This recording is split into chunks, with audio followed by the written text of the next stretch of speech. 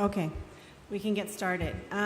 Good afternoon, everyone. Thank you for joining us today in the Capacity Building Hub.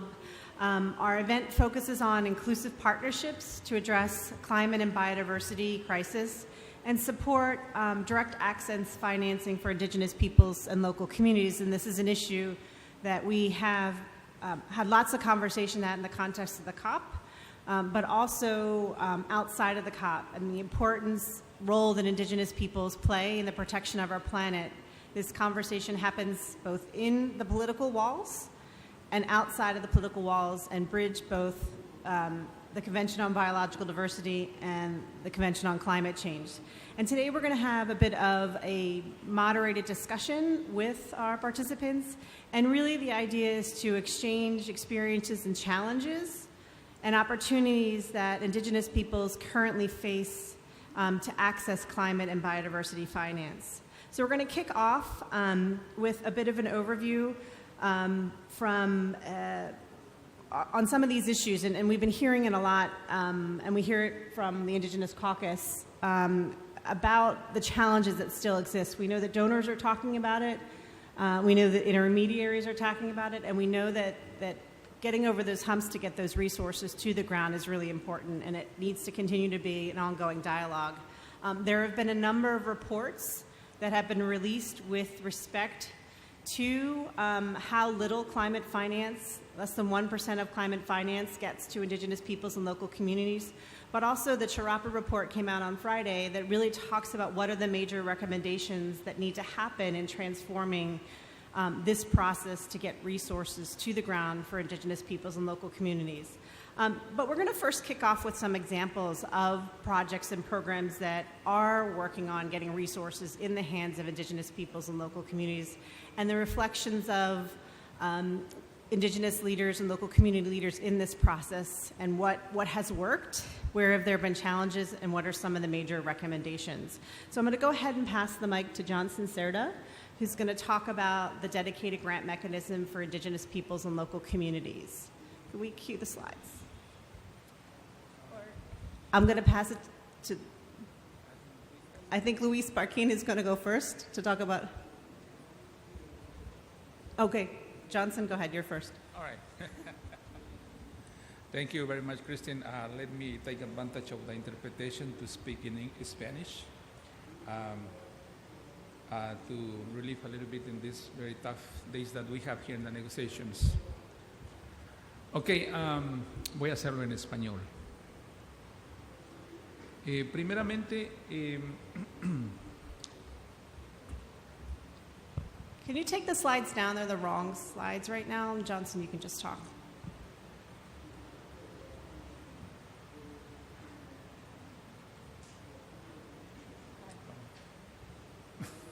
I better do it in English.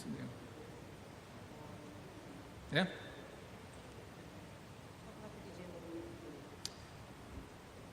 Ok, entonces permítanme empezar con explicándoles de qué se trata el proyecto del mecanismo dedicado para pueblos indígenas y comunidades locales. Iniciamos en el 2015, en realidad, a ver, un elemento anterior. Los pueblos indígenas han demandado el acceso directo a los fondos climáticos desde hace algún tiempo para poder también fortalecer las acciones que vienen haciendo en las comunidades. Como respuesta a esto, un proyecto piloto que se inició en el 2015 bajo el paraguas del Fondo de Inversiones del Clima y el Fondo de Inversiones para los Bosques. Ese Fondo de Inversiones de los Bosques tenía alrededor de $800 millones y un 10%, que es 80 millones, se dedicó para pueblos indígenas. Este proyecto de 80 millones tiene el objetivo de, primero, el manejo sustentable de los bosques, actividades de capacitación y temas de reporte. Allí, algunos países han desarrollado acciones que tienen que ver con mejorar los ingresos económicos para, digamos, las comunidades, ¿no?, indígenas y comunidades locales. Eso por un lado. Y también existe un componente global que intenta proveer o crear capacidades, fortalecer capacidades para que puedan vincularse con el tema de la discusión general que tenemos aquí en la convención sobre el tema de red más, lo que teníamos antes, ¿no? Digamos más activamente.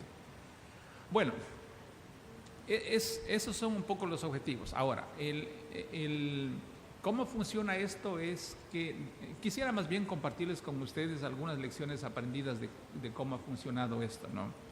Primero tenemos un consejo directivo creado a nivel global que representan a los 12 países que vienen de las diferentes regiones. Tenemos en Asia, en África y en América Latina. Entonces, cada país nomina a un delegado para que sea parte del comité global. Lo que hemos aprendido hasta ahora es lo siguiente.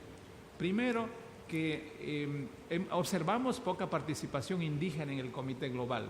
Y como depende de la decisión de los comités nacionales, después de algunas conversaciones durante los años, hemos logrado incrementar más allá del 35% de participación de mujeres en el comité global a el 50%, lo cual es bastante a nivel de un comité global. Segundo, los miembros del comité, aquí está Musele y también otros compañeros, nos han dicho, este proyecto, miren, esta es una lección muy buena que tal vez les va a servir, como estamos en un espacio de capacitación. Nos han dicho, hemos conseguido este fondo, pero tal vez solamente ustedes en la agencia de implementación tienen mucha actividad, están haciendo eventos aquí y allá, o nos gustaría a nosotros, a los miembros del comité, estar más activos en esto, no solamente reunirnos una vez al año o 2 veces al año como directiva. Esa lección aprendida ha sido importante y por eso se han creado comités de comunicación, de sustentabilidad, de fondos, etcétera. Algunos comités que permiten a los miembros del comité estar más activos. Eso es lo que hemos aprendido, digamos, en estos años para que podamos estar más activos con ellos.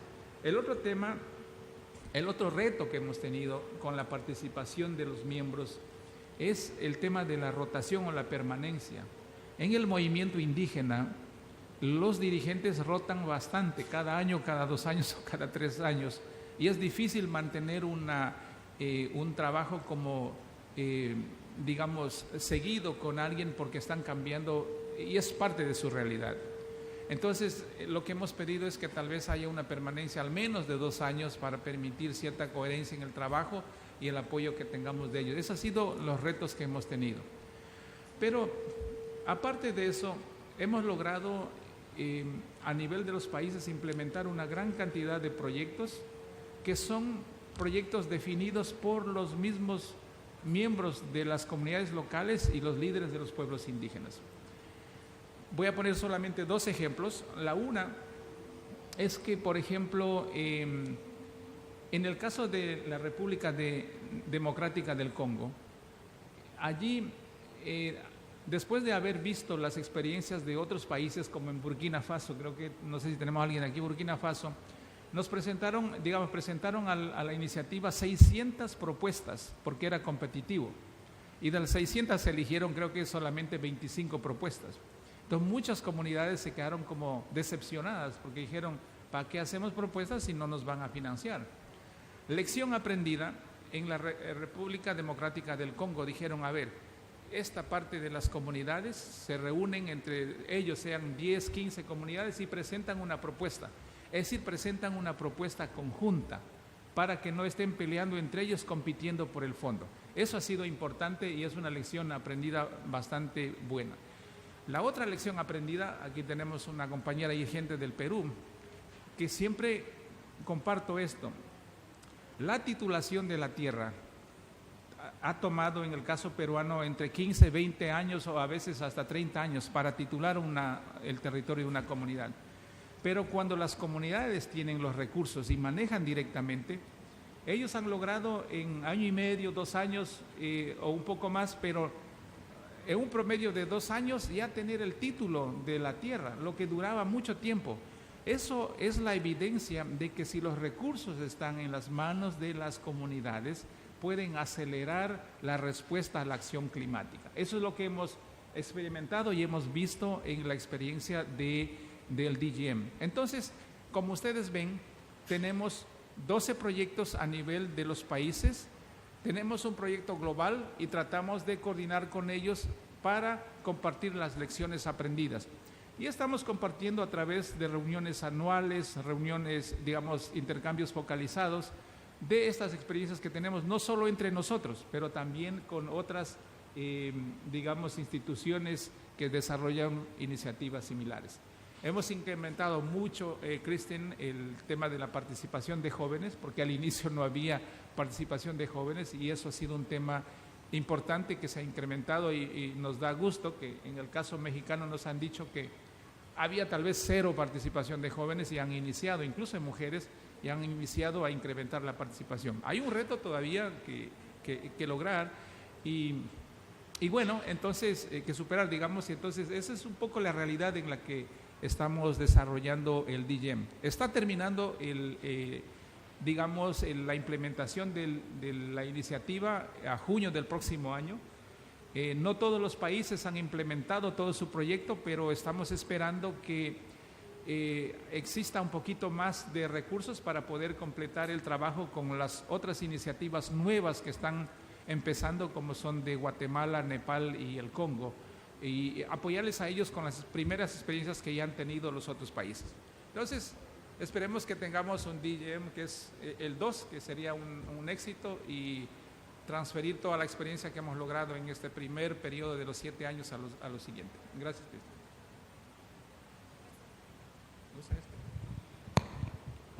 Thank you, Johnson. So I think Johnson really highlighted for us sort of the time of really ramping up these types of resources, the discussions that Indigenous peoples had in the context of the Climate Investment Fund, the importance of the recognition, fully not enough resources, but at least it's been a start.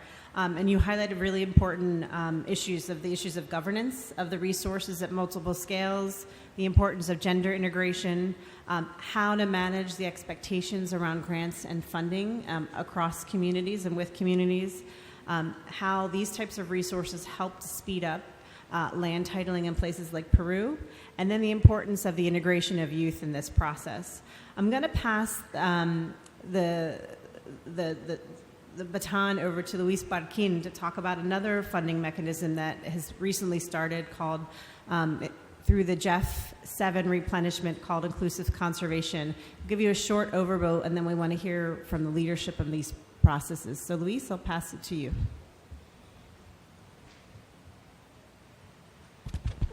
Thank you. Good afternoon, everyone. Could we please go to the early slides of Jeff Inclusive Conservation? And I'll start with a brief description about this initiative. It's an initiative funded by the Global Environment Facility under Biodiversity Fund, and is the result of the demand of indigenous peoples and local communities direct access for finance under the GEF.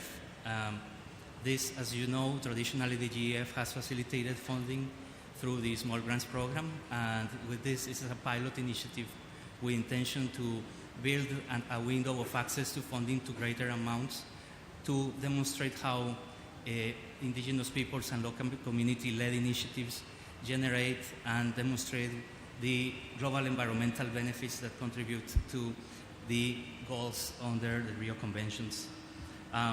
CI and IUCN are co-implementing partners in this initiative as GEF accredited agencies, and through a process of request for expressions of interest back in 2020, the Inclusive Conservation Initiative received more than 400 expressions of interest from 400 indigenous and local community organizations from 80 countries.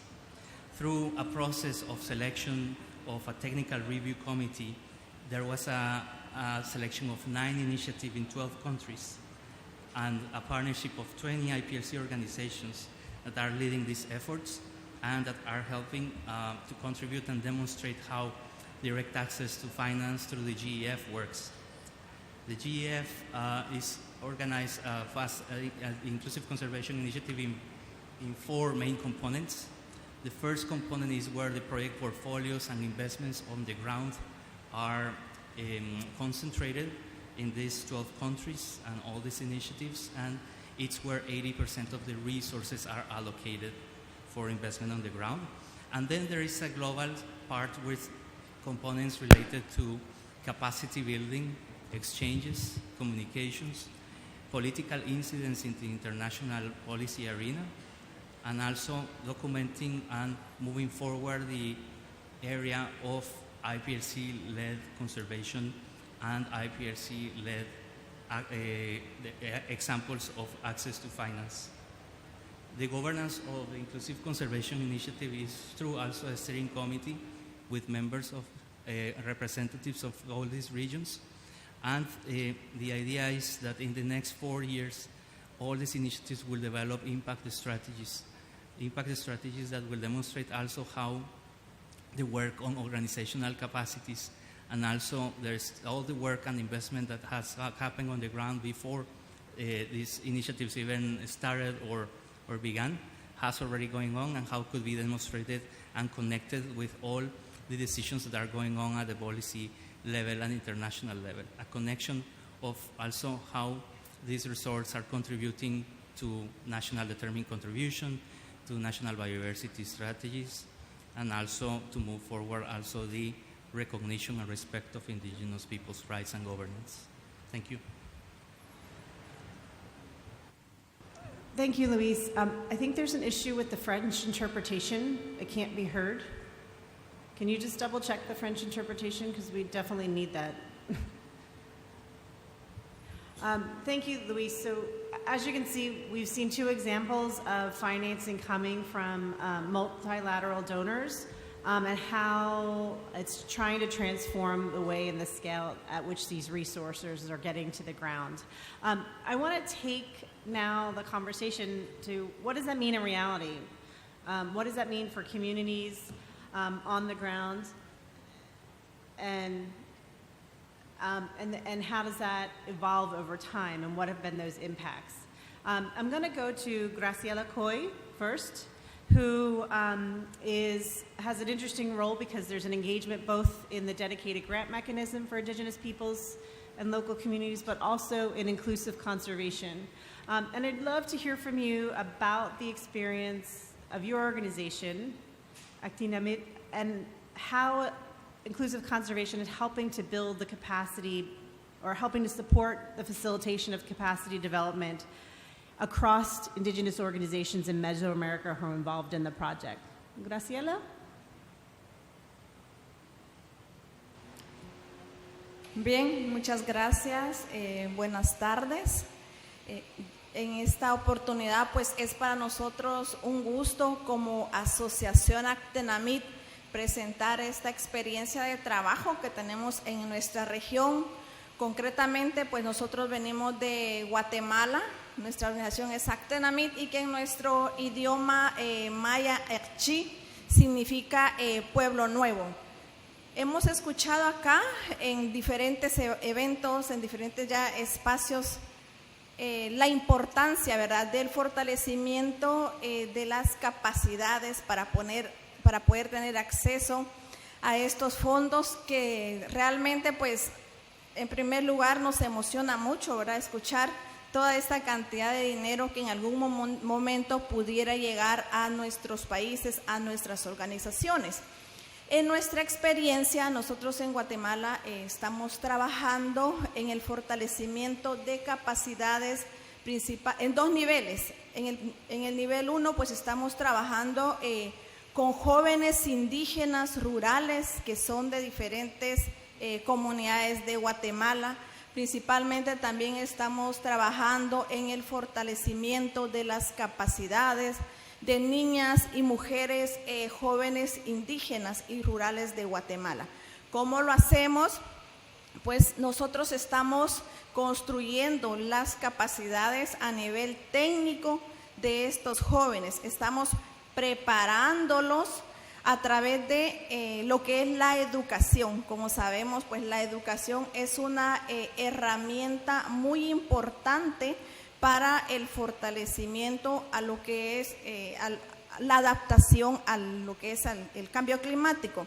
Entonces estamos trabajando nosotros en fortalecer las capacidades de las y los estudiantes.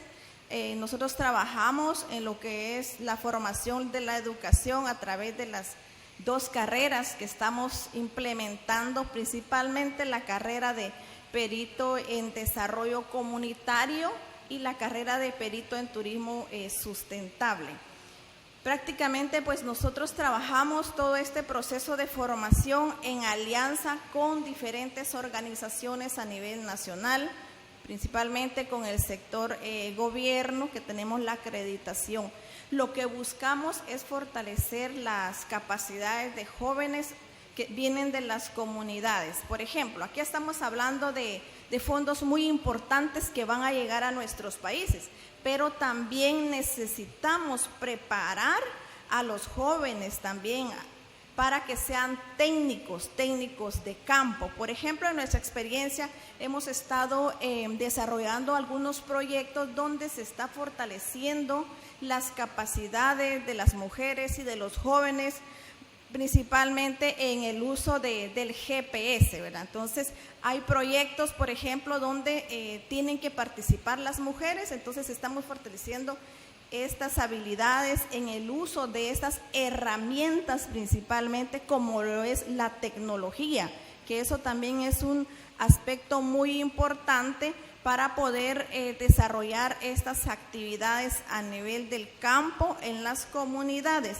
Entonces, estos jóvenes han desarrollado un acompañamiento técnico, principalmente en el geoposicionamiento de algunas actividades, en algunos proyectos a nivel comunitario. Entonces, por aparte, buscamos también la inserción laboral de los jóvenes y que ellos tengan salgan con una especialidad para poder brindar un acompañamiento técnico, porque hemos escuchado de que van a llegar los fondos, pero también necesitamos preparar a las comunidades, a los jóvenes para que puedan apoyar en la ejecución de estos fondos.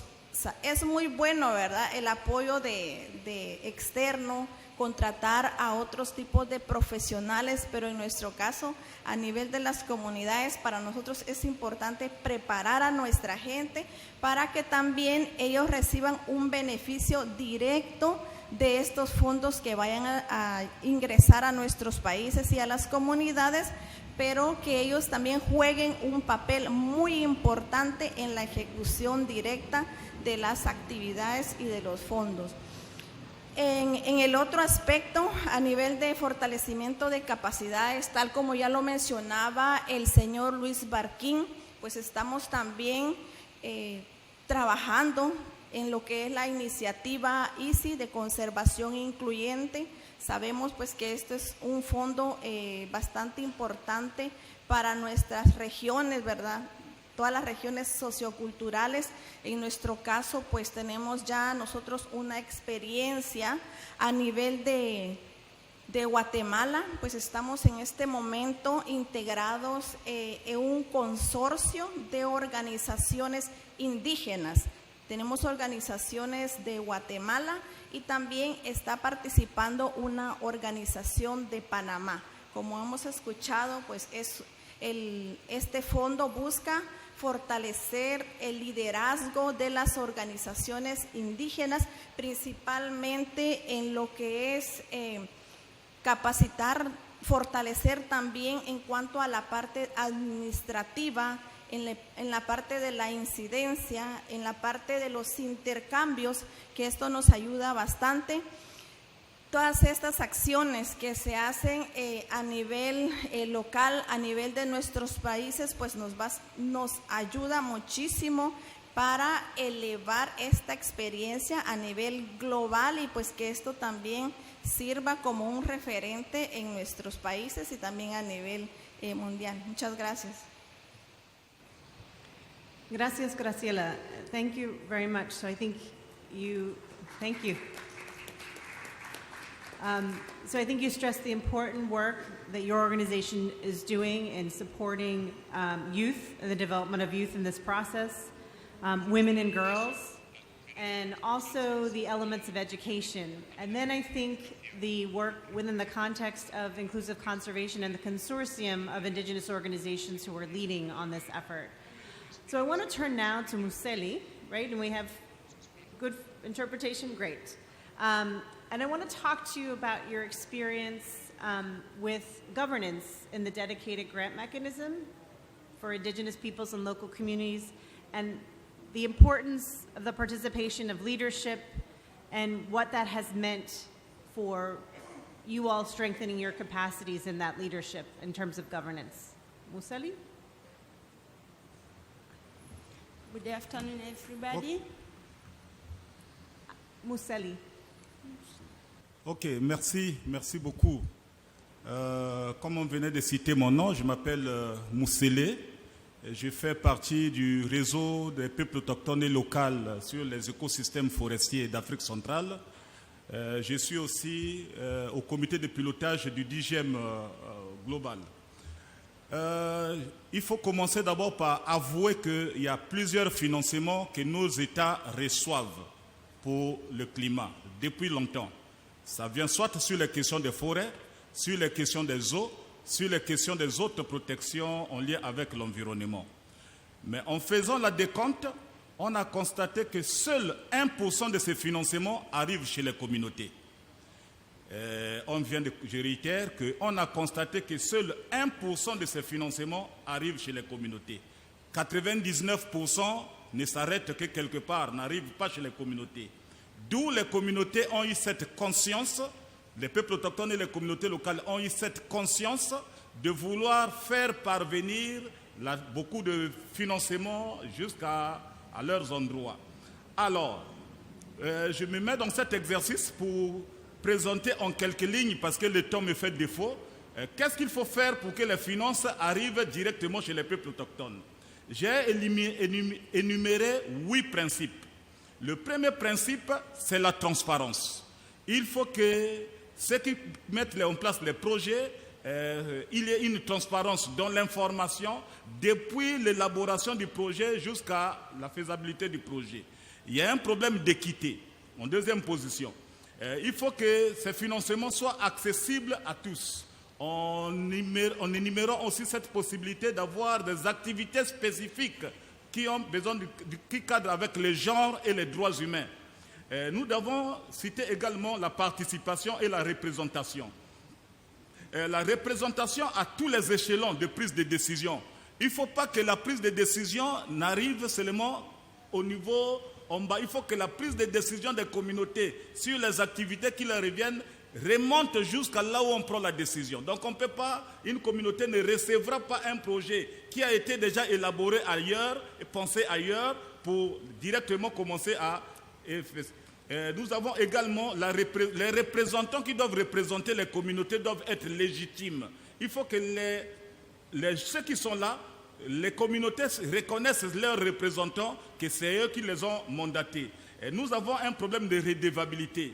Nombreux d'entre nous, nous parlons au nom des communautés sans leur rendre compte de tout ce qui se dit à leur niveau. Il faut qu'il y ait vraiment la redevabilité sur tout ce que nous faisons auprès des communautés. Parce qu'on se remarque que certains leaders qui sont dans les grandes villes ont de difficultés d'avoir un contact direct sur le terrain avec les communautés. Et nous avons également un problème des organes de gestion.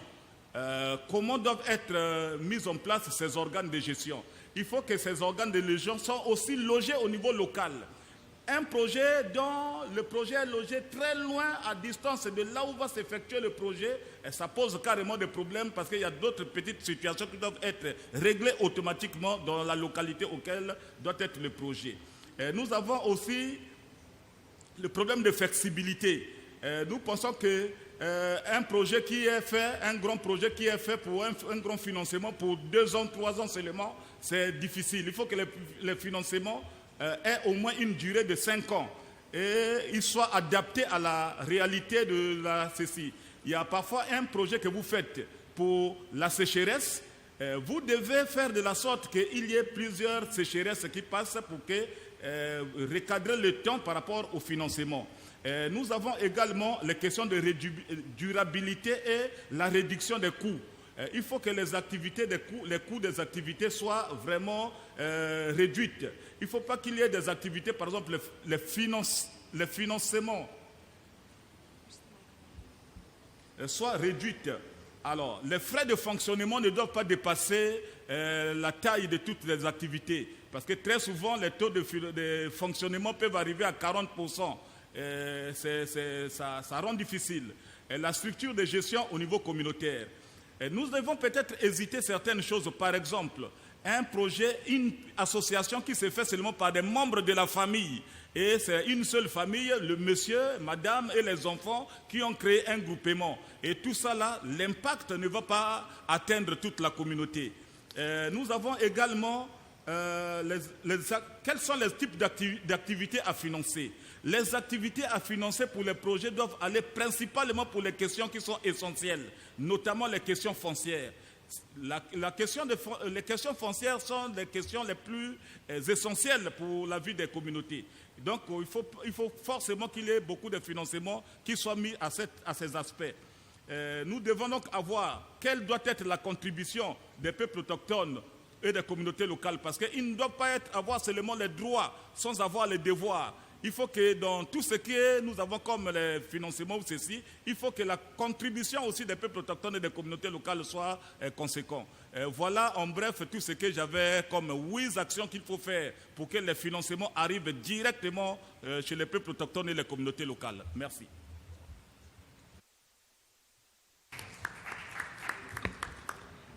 Thank you, Moseli, and as always, with lots of passion. We could feel it here in the room.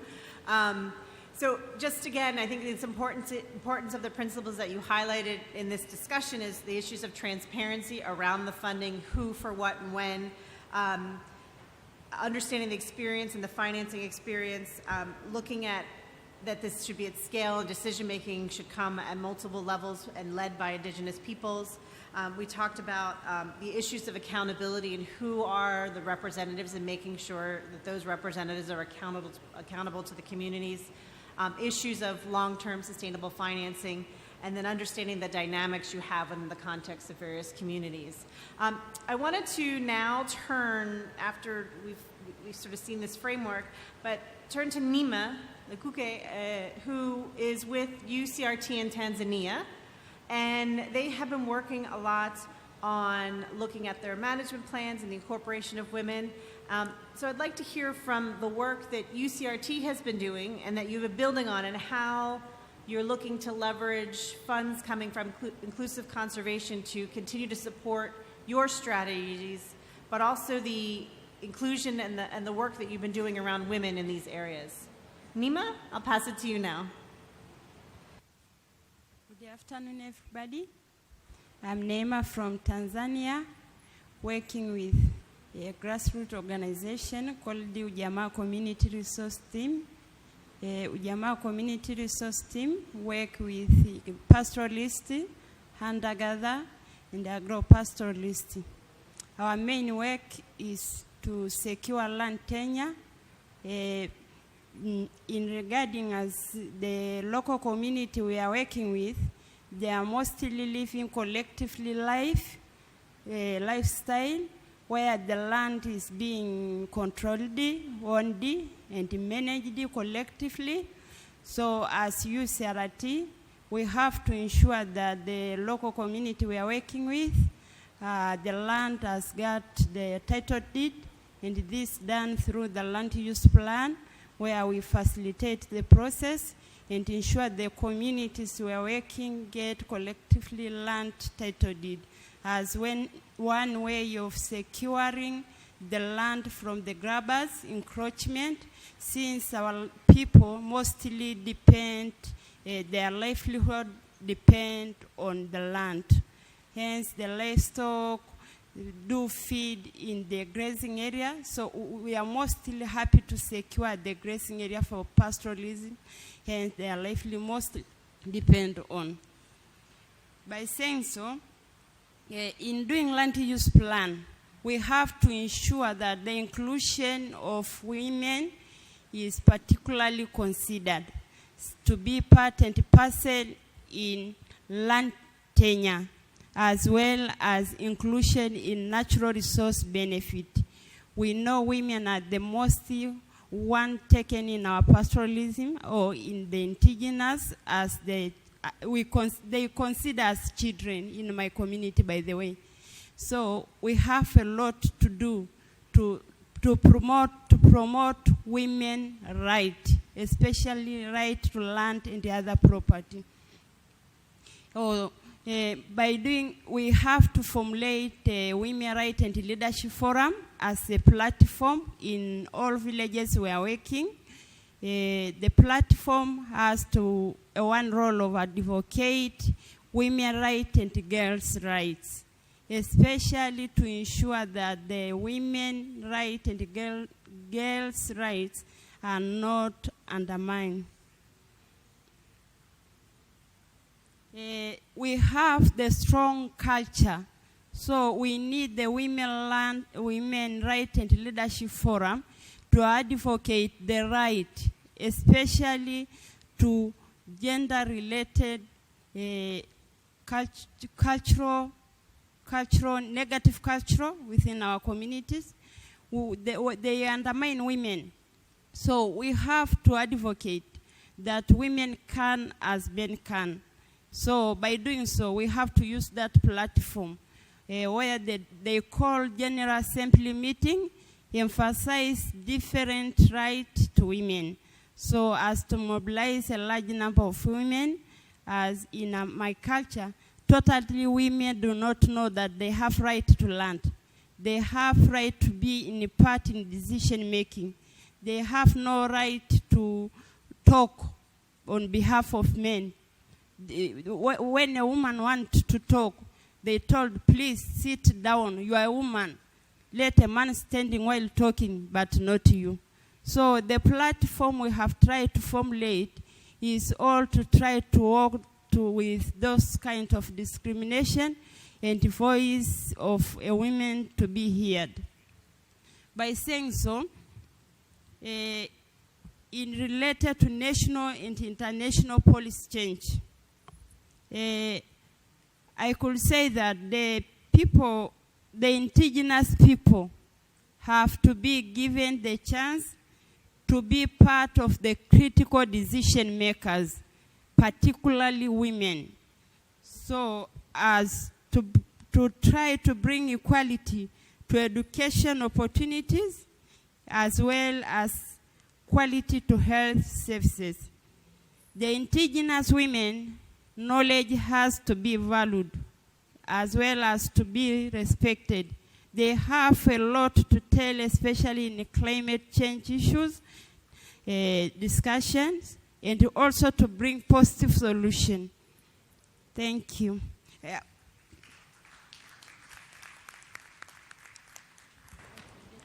Thank you, Nima. And I think you highlighted really important. Oh, you have another point? Oh, she had Yeah, another point. sorry that we really appreciate and honor the support from ICI that supported our indigenous people, specifically to my organization, in related to issue related to land tenure, inclusion of women and men in managing natural resources that really bring the benefit from our indigenous people and the local community. Thank you. Thank you, Nima. And I think you highlight another set of important issues, and it goes back again to the issues of land titling and collective title, but also the role of women in that decision-making process and access to land. I want to turn to Lila Lopez now, as she and her organization have been involved in the dedicated grant mechanism for Indigenous peoples and local communities. And I'd love to hear from you about your experiences with the learning exchange between organizations and Indigenous organizations, and what have you learned, or what have been some of the practices that you've shared with other participants in the dedicated grant mechanism for Indigenous peoples and local communities?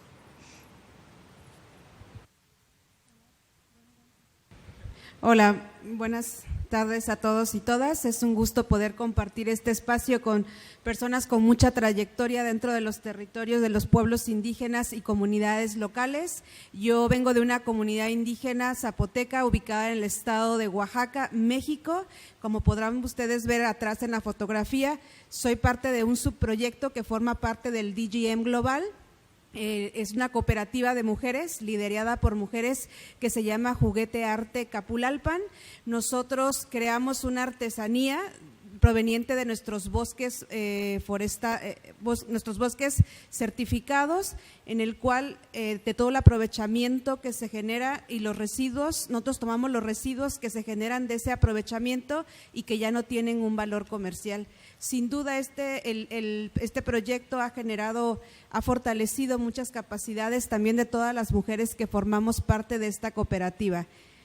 El estar en esta cooperativa me permitió en este año acceder a la beca de aprendizaje global, la cual sin duda ha fortalecido todo este conocimiento técnico, práctico que tenemos dentro de las comunidades y sobre todo conocer otras experiencias y realidades que nos permiten ver otras perspectivas y fortalecernos cada uno de nosotros. Actualmente este proyecto de becas de aprendizaje empezó en el año pasado, 2021-2022. Hemos sido 20 becarios que hemos podido aprovechar esta beca. Actualmente, el día de hoy nos encontramos en este escenario solamente 5 de los becarios. Compartimos con 5 países diferentes. Quiero resaltar la importancia que ha tenido esto tanto en lo personal como conocer con otros compañeros, otros líderes jóvenes indígenas que están incidiendo, que están creando, que están innovando dentro de los territorios. Este curso de beca ha sido por 4 meses, en los cuales hemos tenido sesiones de Zoom, capacitaciones, también se han generado en algún momento intercambios de experiencias, que lo enriquecedor es conocer otras prácticas que están desarrollando otras personas y también nosotros compartir lo que estamos desarrollando, porque creo que es muy importante generar estas redes de conocimiento, esta transmisión de conocimiento que de repente pensamos que solo nosotros o cómo podemos mejorar desde nuestras trincheras, pero ver las realidades y las experiencias de otros países. Creo que eso es lo más enriquecedor que he tenido con esta beca. Me ha pedido compartir con personas de Nepal, con personas del Congo, que creo que ver eso nos empodera más y sobre todo trabajar en equipo, trabajar entre más personas, podemos hacer un frente mayor dentro de estas realidades y escenarios globales.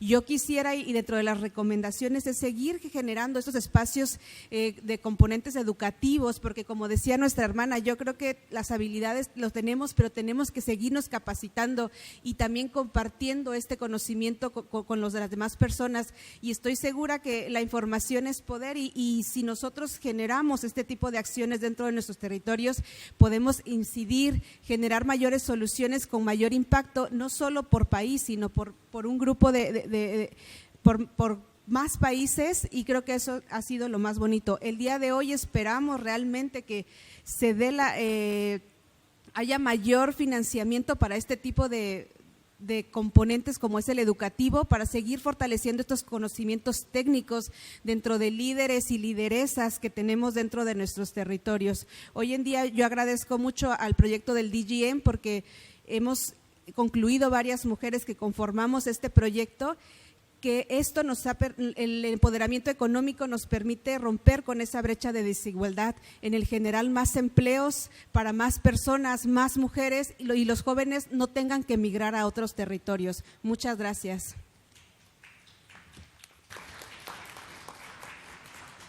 Thank you, Leah. And I think you highlight another important is around this financing is creating other avenues for support for individual Indigenous leaders in these processes, and how through that process you create broader networks and exchange with Indigenous leaders on the work that they're doing and the power behind that and the need for that and those resources. So as we begin to wrap up, I wanted to ask all of you, and there's been a lot of discussion among donors and organizations and Indigenous peoples about what really is the learning what do you think donors or NGOs have learned? And what have you learned working through these processes with organizations who are working with you? What has been the learning? Where do you think there are transformation with donors?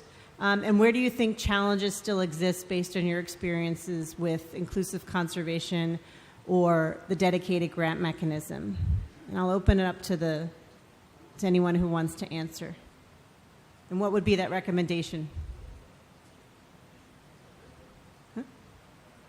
You can. Okay, thank you. I'll start with a few thoughts. First is that climate ambition cannot be reached without indigenous peoples and local community solutions, and the importance of doing that linkage between the direct access of climate finance, but also direct access of biodiversity finance. That is so important in terms of achieving results according to all the goals that we are hearing in these conventions, but also looking at change on the ground. The other part is the urgency of how the climate, addressing of the climate and biodiversity crisis. These goals that we have by 2030, and the fact that mobilizing finance and bringing direct access of finance to indigenous peoples and local community organizations, it's a great challenge that takes time, takes a lot of effort, and also it takes a very broad set of partnerships that require transformation across all sectors and all parties and stakeholders involved. This is related to thinking and changing certain paradigms in terms of how donors can also be more open to and creative in terms of flexibility and adaptability according to the context and also the conditions of partners on the ground, and also a key component and focus on building organizational capacities of all these partnerships and facilitating the spaces of exchange of all these resources that are being emerging across the board. And the fact that I think all these solutions are coming from all the work that's coming on the ground, and not trying to align it with many of the elements that are coming from the top. And last but not least is also how can we start thinking about incorporating the aspects of cultural indicators to the traditional part of results framework that we see in traditional projects. How could we go beyond measuring hectares and carbon, but also more focusing also on elements of livelihoods, and also a lot of cultural aspects that really blend and tell a better story of how this investment could grieve and transform it on the ground. Thanks. Thanks, Luis. Anybody else? Johnson, Museli? Thank you. As I'm working with indigenous people and the local community in the grassroots, the gender transformative is very necessary. Hence, we have attitude, perception in our communities that still do not give space to women. So we think that if the indigenous people can get an opportunity of direct fund for supporting women, especially in trying to eliminate the negative culture that undermine them in owning land and the other property, and let women voice being heard by giving women a chance, especially to be in decision-making bodies, and also to be part and parcel of land right, especially owning land in our community. Women are not given any chance by owning, just men. So we have to do gender inclusion to ensure women also are part and parcel in secure land tenure. Thank you. Thank you. Johnson? Yeah. Thank you, Kristen. I think we have had some conversations as indigenous peoples if we really need funding in order to do what we've been doing for a long time, our practices.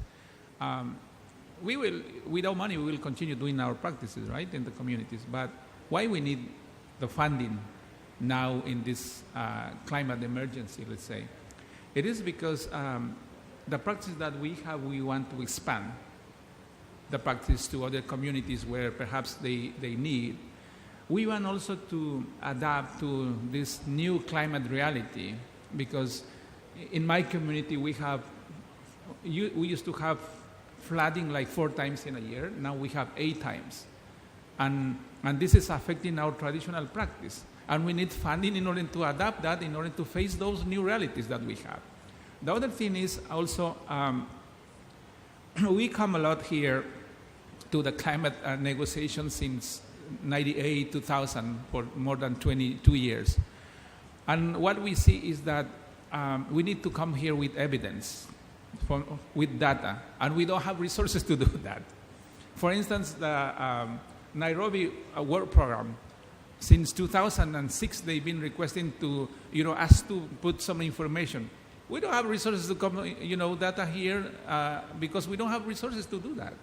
So we need funding in order to provide information data here in order to, make key recommendations in the negotiation as well. The other thing is, the last part is that the governance system also needs some support in the communities. We have our governance systems, and if we have some resources, we could strengthen the governance system that we have in our areas. Not for only forest areas, but all ecosystems. Thank you. Great, Johnson, and I'll give Museli the last word before we wrap up. Oui, merci beaucoup. C'est juste rappeler qu'il ne fait pas un an que nous venons d'avoir la situation du coronavirus, qui était une leçon très essentielle, très forte pour nous. Nous avons encore ça dans notre mémoire. La situation qu'on est sur le changement climatique n'est pas très différente de cette situation. Je pense que la situation du coronavirus pouvait nous inspirer pour que nous fassions quelque chose de plus vite et de plus facile et parfois plus bien. Parce que je ne suis pas celui qui est en train de prêcher sur un potentiel malheur à venir, mais nous pensons que la situation du changement climatique est aussi une urgente et que nous devons faire un effort d'une manière latérale pour que nous fassions face à cette urgence qui est aussi un danger qui pointe à l'horizon. Merci beaucoup. Thank you, Museli. I'd like to invite Stuart McGinnis up from IUCN to sort of give some thoughts, some reflection, and wrap up the session. Thank you.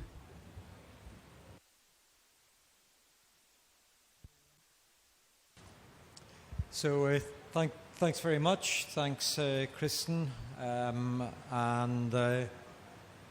thanks to Graziella, Museli, and Nima and Leah for some really inspiring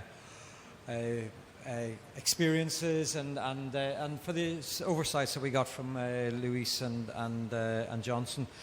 I think basically, as I sat and listened over the last hour, I think one thing we can see there, it's a good start. For so long, this has been a discussion about how do you get direct access to Indigenous peoples, local communities. How does one support their own self-driven empowerment? How can they take more decisions for themselves? So I think this is a good start, and I want to actually acknowledge the Global Environment Facility and the World Bank for moving on that. But I think also, on reflection, given the key role of Indigenous peoples and local communities in conservation, in addressing and moving forward on climate resilience, it's a good start, but it's only a start. And there's a lot more way to go.